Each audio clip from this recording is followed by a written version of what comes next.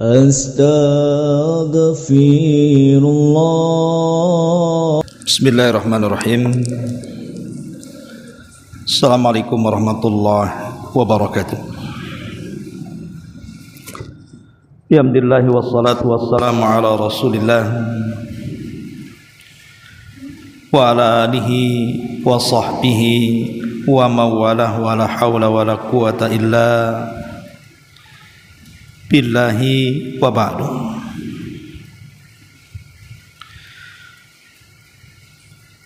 Ma'asyiral muslimat yang dimuliakan Allah Subhanahu wa taala. Alhamdulillah, di pagi menjelang siang ini kita bisa duduk kembali di masjid di Daul Ilmi Kapling Beliung Sekupang, dan pembahasan di pagi menjelang siang ini kita akan membahas tentang 10 ibadah mulia yang berkaitan dengan Jabru al-Khawatir. Apa itu Jabru al-Khawatir? Jabru al-Khawatir itu artinya mengobati luka hati orang lain. Dan ibadah ini dianggap oleh para ulama sebagai ibadah yang sangat mulia sekali, melebihi ibadah-ibadah sunnah. Jadi mengobati luka yang diderita oleh orang lain, maksudnya yang dimaksud luka di sini luka hatinya, itu jauh lebih mulia dibandingkan salat malam, dibandingkan puasa sunnah, dibandingkan membaca Al-Quran dan begitu seterusnya. Karena ibadah ini dianggap sebagai ibadah yang sangat dicintai Allah Subhanahu wa taala. Dan itu sebagaimana sabda Nabi sallallahu alaihi wasallam, ahabbun nasi ilallah anfa'uhum linnas wa ahabbul a'mali ilallahi sururun yudkhiluhu ala muslim. Manusia yang paling dicintai Allah Subhanahu wa taala adalah manusia yang memberikan manfaat kepada orang lain. Dan amalan yang paling dicintai Allah Subhanahu wa taala adalah kegembiraan yang dimasukkan seorang muslim ke hati muslim yang lainnya. Lihat di sini Nabi sallallahu alaihi wasallam mengatakan bahwa seagung-agungnya amalan yang sangat dicintai Allah Subhanahu wa taala adalah seseorang memasukkan perasaan senang ke hati saudaranya. Tentu tidak lain dalam rangka mengobati rasa sakit hati yang diderita saudaranya. Ma'asyiral muslimat yang dimuliakan Allah Subhanahu wa taala, manusia ini dalam kehidupan dunia tidak lepas daripada ujian. Dan terkadang ujian ini membuat kita berat, tergoncang dan terganggu hati kita, sehingga akhirnya mengakibatkan kehidupan kita ini dipenuhi dengan stres, kebingungan, kebimbangan, sedih. Terkadang saking stresnya, ada sebagian orang itu yang sampai gila dengan cara melakukan hal-hal yang bisa membahayakan kehidupannya, entah bunuh diri, entah kemudian menyakiti orang, dan begitu seterusnya. Karena kalau sudah hati tergoncang, akal pun tidak bisa berpikir. Lah orang-orang yang seperti ini perlu obat. Orang-orang yang seperti ini perlu disembuhkan. Lah ada amalan-amalan yang bisa menyembuhkan, minimalnya walaupun tidak menghilangkan 100%, tetapi bisa meringankan.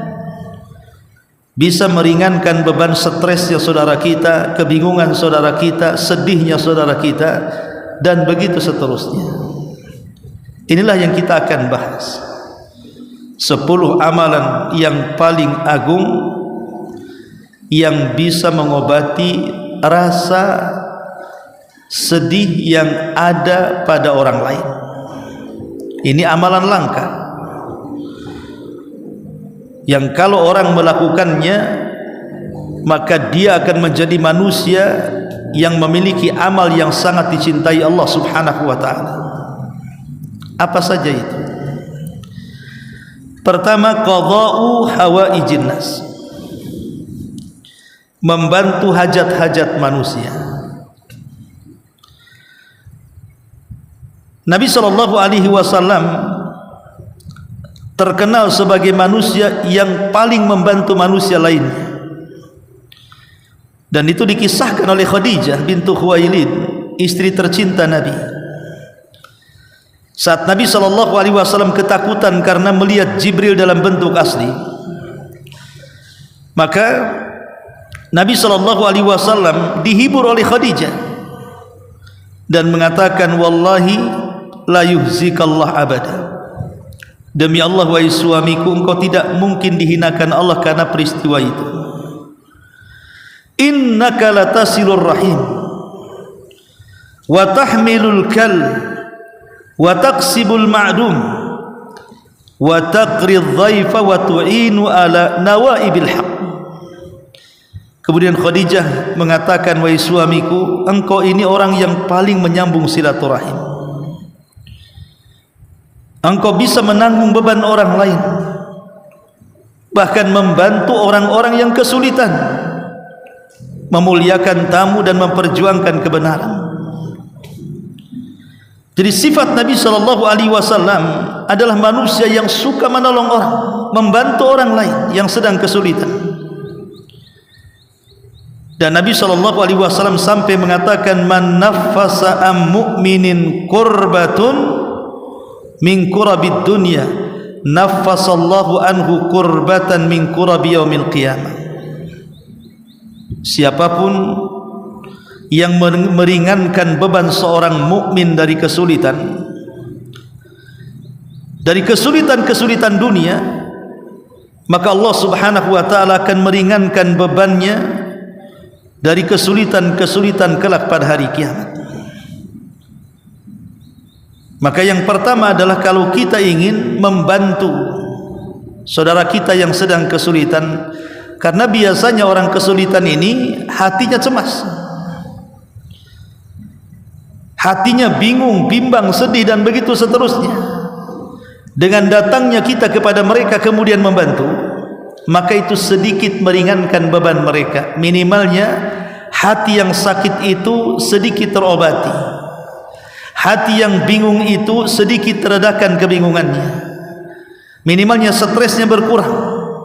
Dan ini ibadah yang sangat agung sekali, membantu hajat manusia.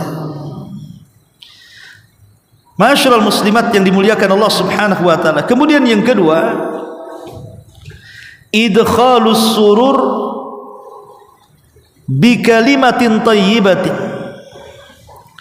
memasukkan perasaan bahagia ke hati saudaranya dengan cara melontarkan kalimat-kalimat yang indah, kalimat-kalimat yang santun, nasihat-nasihat yang bijak, saran-saran yang baik. Karena terkadang ada orang yang sedih entah karena kemalangan, penyakit yang dideritanya cukup lama sehingga dia bersedih, tidak nampak seperti biasa manusia beraktivitas, atau mungkin ditinggal orang yang dicintainya sehingga dia merundung dan menangis sedih karena orang yang dicintainya telah meninggalkannya.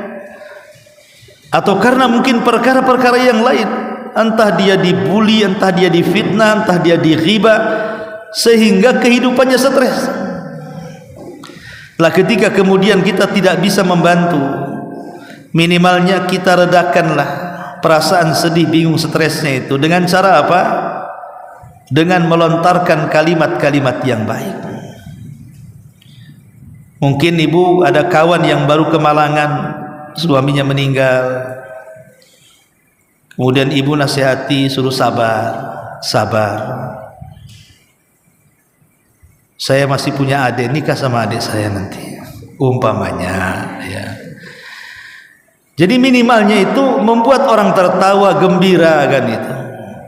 Itu bisa mengurangi perasaannya, kan Bu, kalau kita mengucapkan kalimat-kalimat yang baik, yang santun, saran-saran, masukan-masukan, minimalnya mengurangi.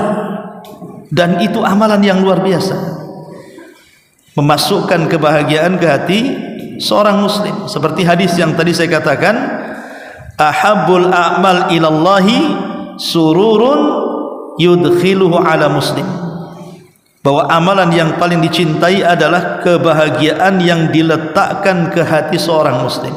Dengan cara apa?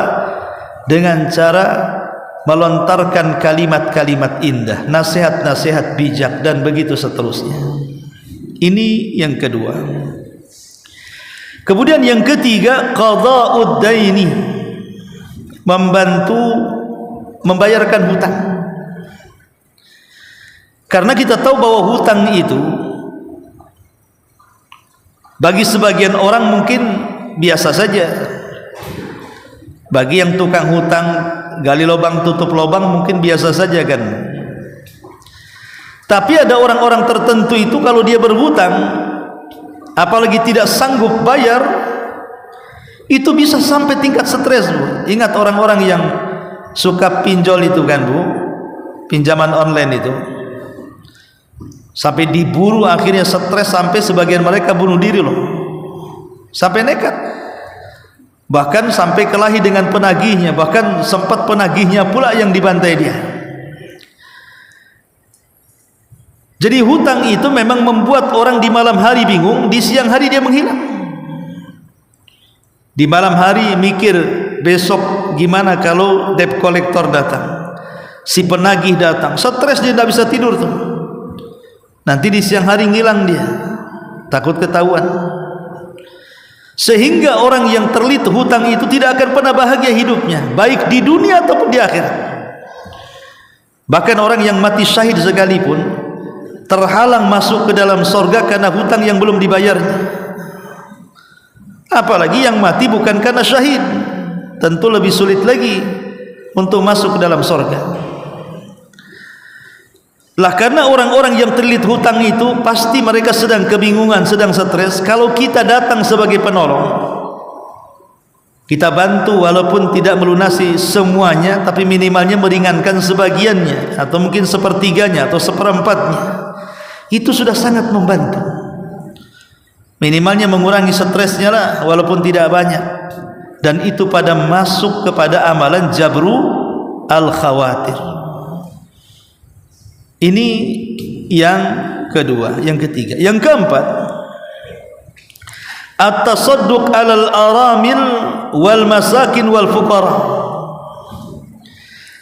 bersedekah kepada al-aramil, janda-janda yang miskin, atau orang-orang miskin, atau orang-orang fakir, membantu mereka, terutama janda-janda yang usianya sudah 60, 70 tahun, terkadang suaminya sudah meninggal, entah anaknya kemana tak tahu, tak tanggung jawab, kadang-kadang harus tinggal di kolong-kolong jembatan, kadang-kadang harus meminta-minta di lampu merah. Ada orang-orang tua yang sudah janda, hidup mereka susah, entah apa yang ada pada pikiran mereka, pasti mungkin mereka sedih, tidak mungkin tidak sedih. Lah kalau kita datang kemudian menolong mereka, membantu dengan harta yang kita miliki walaupun tidak banyak, maka itu salah satu bentuk jabrul khawatir, menempel kesedihan saudaranya. atau membantu fuqara wal masakin. Karena kita tahu bahwa orang-orang fakir miskin ini kehidupannya kan tidak berkecukupan sehingga banyak masalah. Tentu hati mereka tidak akan tenang. Dengan kedatangan kita kepada mereka minimalnya memberikan secercah kebahagiaan. Dan itu bagian daripada amal jabrul khawatir tadi. Berusaha untuk datang sebagai pelipur lara, walaupun tidak menghilangkan seluruh keperitan hidupnya, tetapi minimalnya meringankan sebagiannya. Ini yang keempat. Kemudian yang kelima, kafilul yatama, orang yang mengkafil anak yatim. Kita tahu bahwa anak yatim itu kalau sudah mulai besar dia sedih, apalagi dia tidak punya orang tua, dua-duanya meninggal, dan tidak punya orang tua angkat yang baik. Itu biasanya mereka dirundung dengan kesedihan akan tergambar orang tuanya dan melihat kebahagiaan anak-anak yang seusianya yang punya orang tua, maka dia pun kepengen juga punya orang tua, sehingga bawaannya hanya sedih, menangis, dan berhayal kalau dia punya orang tua seperti orang lain. Lah kalau kita datang mengkafil mereka, menjadi ibu angkat atau ayang angkat bagi anak-anak yatim, kita besarkan mereka, tentu bisa menghina ana wa kafilul yatim fil jannati kahataini. Saya bersama orang-orang yang mengkafil anak yatim di sorga itu seperti ini, sambil kemudian menjejerkan telunjuk dan jari tengahnya dan merapatkannya, seolah-olah para pengkafil anak yatim itu akan dekat kedudukannya dengan Nabi SAW. Karena begini Bu, kalau anak-anak yatim itu tidak disayang, kita tidak memperhatikan mereka, maka kalau dia tumbuh menjadi dewasa, dia akan dendam dengan kita dan dia akan menjadi perusak masyarakat. Kenapa? Karena hilang perasaan sayangnya. Tapi kalau anak-anak yatim itu kita datangi, kita rawat baik-baik, kita tanamkan perasaan kasih sayang, kemudian dia tumbuh dewasa dengan kasih sayang, maka dia akan menyayangi anak-anak yatim yang lainnya ketika dia sudah dewasa, karena dia merasa anak yatim ada yang menyayangi. Tapi kalau anak yatim itu tidak ada yang menyayangi, ditelantarkan begitu saja, akhirnya tumbuh menjadi penjahat, maka mereka akan balas dendam dengan kita, seolah-olah ketika masa kecil para tetangganya, masyarakatnya tidak memberikan kasih sayang kepada mereka. Kalau tumbuh besar jadi jahat dia. Makanya kenapa perhatian Islam kepada anak-anak yatim itu luar biasa. Tapi sekarang terkadang banyak yang membuat yayasan-yayasan panti asuhan isinya anak yatim, disiksa pula anak yatimnya, disuruh bawa proposal, disuruh ngemis.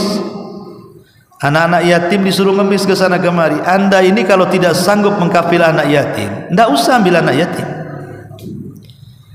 Kalau Anda mengambil anak yatim kemudian disuruh ke sana kemari, panas, terik, kehujanan, nenteng proposal ke sana kemari, sebenarnya yang dihidupi itu Anda atau anak yatimnya itu? Jangan-jangan anak yatim yang mencari uang, uangnya Anda yang makan. Bukan seperti itu. Anak-anak itu anak-anak kecil yang tidak seharusnya mereka hidup seperti itu. Cukuplah mereka itu diberikan kebahagiaan, makan, minum, tidur, pendidikan yang layak, kasih sayang yang cukup. Kenapa kemudian disiksa seperti itu? Kalau tidak sanggup membuat yayasan yang menggratiskan anak yatim, tidak perlu buka. Kalau seandainya kemudian sampai menyiksa anak yatim, apalagi sampai diletakkan di lampu-lampu merah begitu kan, ini Anda ini calo, bukan yayasan anak yatim itu namanya. Ini yang kelima. Kemudian yang keenam, qabul al-i'tidhar min akhta'in nas. Kalau ingin menghibur hati manusia, menyenangkan hati manusia, terimalah uzur-uzur orang-orang yang pernah melakukan kesalahan kepada kita. Mungkin ada seseorang itu pernah menyakiti kita, dan dia sudah mengaku bersalah dan ingin bertobat, datang kepada kita minta maaf, maafkan mereka. Jadi kalau ada orang yang berlaku salah dengan kita, maka berikan uzur kepada mereka. Pamannya tiba-tiba ibu sudah berkawan lama dengan kawan ini, satu pengajian, satu tetangga. Entah kenapa kemudian dia jadi marah-marah dengan kita, menggibah kita, menjelek-jelekan kita. Ibu jangan langsung terpancing, kalau bisa kasih uzur. Tumben nih si Umi Anu itu, kenapa dia jadi marah-marah kepada saya? Apa dia salah minum obat ya? Mungkin lagi bertengkar dengan suaminya, makanya dilimpahkan ke kita tuh. Atau mungkin dia di jalan kesambet tuh ya. Jadi kasih uzurmu. Kadang ada orang yang tidak bisa memberikan uzur, ketika melihat saudaranya salah itu langsung diponis salah. Padahal Imam Syafi'i rahimahullahu ta'ala ketika ada salah satu muridnya saat dia sakit mendoakan, qawwallahu dha'faka ya imam, semoga Allah menguatkan kelemahan. Kalimat qawwa ini bisa artinya melemahkan, bisa artinya menguatkan. Maksudnya muridnya itu maksudnya mendoakan Imam Syafi'i supaya penyakitnya hilang. Tapi karena bahasanya menggunakan satu lafaz memiliki dua makna, yang dua makna ini berbeda satu dengan yang lainnya. Satu maknanya menghilangkan, satu namanya memarahkan. Kata Imam Syafi'i, kalau engkau berdoa seperti itu sama saja kau ingin aku mati, katanya. Kata muridnya, bukan itu yang saya maksudkan wahai Imam. Kata Imam Syafi'i, aku tahu engkau tidak bermaksud seperti itu. Lihat ya. Jadi kalau ada lafaz-lafaz yang dilontarkan kepada kita, jangan langsung ditelan zahirnya, cari kemungkinan-kemungkinan yang lainnya supaya tidak menyakiti orang. Jadi mudah menerima uzur.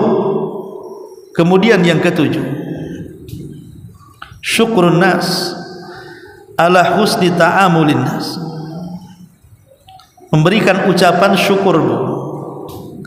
Kalau ada saudara kita ini memberikan hadiah kepada kita, mungkin hadiahnya tidak berharga, mungkin ibu tetangga ngasih satu potong ayam gitu ya, atau mungkin sayur tumis sekucrit bahasanya, tak banyak gitu ya, atau mungkin lau-lau yang ya ngasih hadiah ya.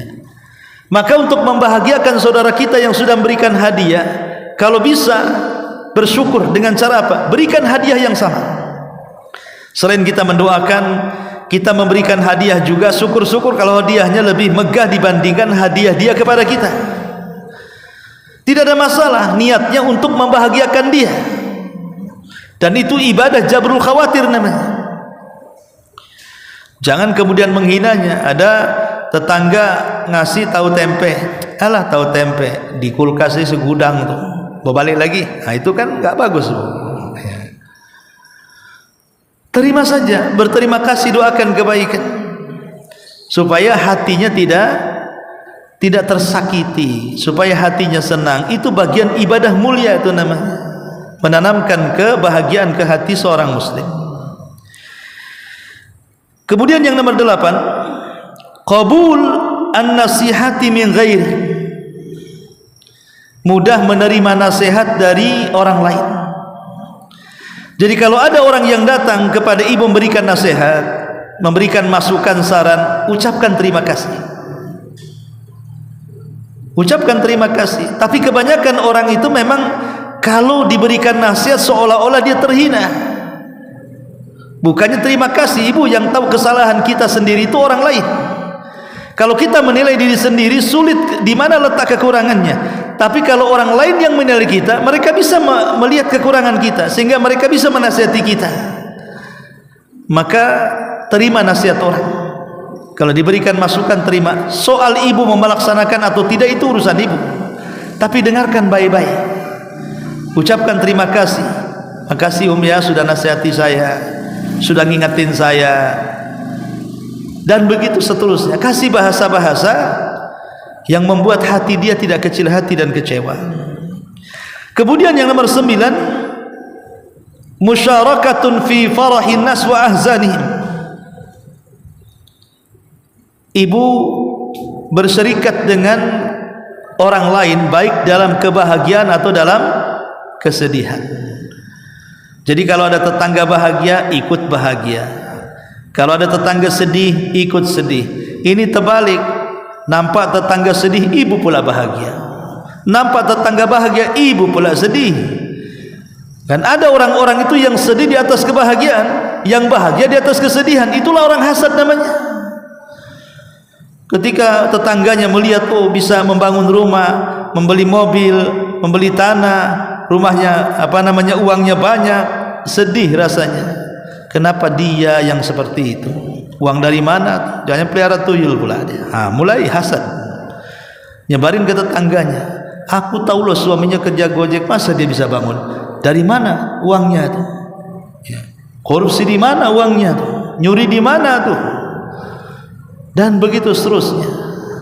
Kalau ada tetangga kita ini diberikan rizki, maka kita katakan alhamdulillah ya Allah, Engkau berikan kepada tetangga saya rizki yang melimpah. Dan jangan lupa ya Rabb, berikan aku juga nikmat yang jauh lebih baik dibandingkan yang Kau berikan kepada tetangga. Harusnya kan begitu. Bukan kemudian hasad, yang akhirnya kemudian malah menyakiti orang dengan hasadnya. Jadi jadilah berserikat dengan orang lain itu baik. Ketika orang lain bahagia, ikut bahagia. Orang lain sedih, ikut sedih. Ikut bela sungkawa dan begitu seterusnya. Karena itu bisa menenangkan hati orang, menghibur hati orang, bahkan mengobati hati orang. Kemudian yang terakhir, istijabu ad-da'wah. Sebisa mungkin jangan menolak ajakan dan undangan saudara kita, kecuali karena ada uzur tidak bisa datang. Kalau ada saudara kita mengundang ibu, entah makan-makan di rumah, baik yang hukumnya mungkin wajib seperti walimah, ataupun yang sunnah ya hanya makan-makan saja tasyakuran gitu ya, yang tidak ada acara-acara yang bid'ah, ya makan-makan saja karena dapat kejatuhan durian bahasanya ya. Mungkin dapat rezeki banyak, ibu masak-masak, undang tetangga, undang kawan, datang. Jangan sampai tidak datang, kecuali ada uzur. Kalau tidak ada uzur, supaya senang. Supaya senang, apalagi orang yang undang makan kan, makanan yang paling enak itu kan makanan yang digratiskan, Bu. Itu paling enak tuh. Kalau makanan bayar di kadang-kadang udah nggak enak. Makanannya suruh bayar itu kalimatnya tak bisa diulang katanya. Tapi kalau tetangga ngundang, apalagi tetangganya orang baik, Bu. Ibu kenal umpamanya kan, tetangganya orang baik di sini.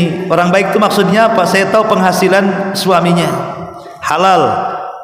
Ya, dia tidak mungkin melakukan hal-hal yang diharamkan dari penghasilannya. Itu kalau kita tahu dia orang baik, kemudian penghasilannya kita tahu dia orang baik juga, tidak mungkin makanan haram yang diberikan kepada kita, Bu. Justru terkadang bisa menjadi obat itu, Bu. Karena makanan-makanan orang-orang yang baik, yang halal, yang ikhlas, yang redha, yang diberikan kepada kita, itu bisa jadi obat untuk kita dan bisa menyenangkan orang yang ngasih makan. Makanya kalau ada orang baik diundang, Bu, datang, makan banyak di situ, supaya penyakit ibu rontok. Tapi kalau yang ngundang orang bakhil, jangan datang, Bu. Pokoknya ada tetangga itu bakhilnya tingkat dewa, Bu. Pelitnya naudzubillah. Tumben atau ngundang ibu makan, enggak usah datang, pulang mencret tuh. Karena orang bakhil ini jelas dia makanannya tercampur dengan makanan haram. Karena biasanya dia tidak mau sedekah, tidak mau zakat. Akhirnya apa? Hak orang lain tercampur di situ. Dan makanan hak orang lain kan makanan haram, tidak halal makanannya. Makanya kenapa bisa jadi penyakit itu? Tapi intinya di sini supaya tidak menyakiti hati orang lain, ketika dia mengundang kepada kita, maka kita datang. Kalaupun kita sedang berpuasa sunnah, batalkan puasanya supaya senang. Ya. Ma'asyiral muslimat yang dimuliakan Allah Azza wa Jalla. Lah dari 10 ibadah yang mulia ini, Nabi SAW merangkumkan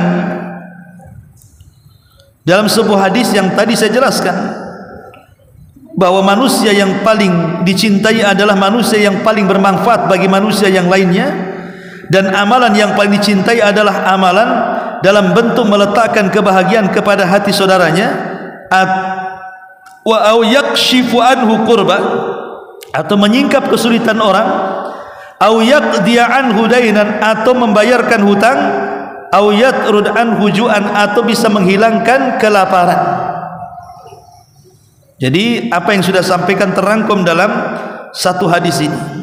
Ahabun nas ilallahi anfa'uhum linnas. Manusia yang paling dicintai adalah manusia yang bermanfaat bagi manusia yang lainnya.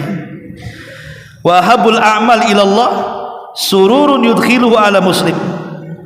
Dan amalan yang paling dicintai Allah adalah kebahagiaan yang dimasukkan ke hati seorang muslim. Au yakshifu anhu qurbah, ataupun amalan dengan menyingkapkan kesulitan orang lain. Au yaqdi anhu dainan, atau amalan dengan cara melunasi hutang orang lain. Au yatrud anhu ju'an, atau bisa mengusir rasa lapar yang ada pada orang. Itulah di antara 10 amalan yang merupakan amalan terbaik dan termulia yang berkenaan dengan jabru al-khawatir, menyembuhkan penyakit yang ada di hati orang lain, minimalnya menghilangkan stres atau menguranginya, menghilangkan bingung atau menguranginya, menghilangkan kesedihan atau menguranginya, dan begitu seterusnya. Masyarul muslimat yang dimuliakan Allah Azza wa Jalla, di antara 10 amalan yang bisa saya sampaikan. Mohon maaf karena ada keperluan, mungkin ini yang bisa sampaikan, mudah-mudahan ada manfaatnya. Subhanaka bihamdika asyhadu an la ilaha illa anta astaghfiruka wa atubu ilaik. Allahu ta'ala. Assalamualaikum warahmatullahi wabarakatuh.